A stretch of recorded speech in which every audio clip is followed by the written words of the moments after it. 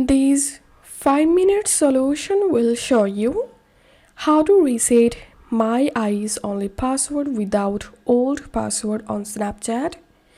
If you've forgotten your My Eyes password, still you can reset your My Eyes password very easily. So follow this step-by-step guide, and the process will be similar for Android and iOS device. Tap on Options.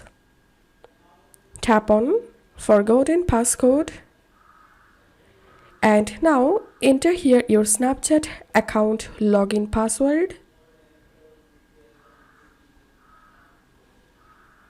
Tap on Next.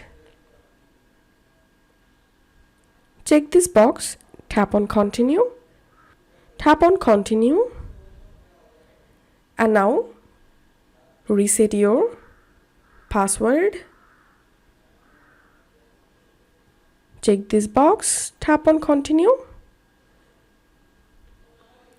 And that's how we can reset My Eyes Only password without old password on Snapchat.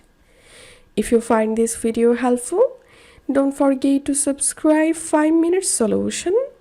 See you in the next video.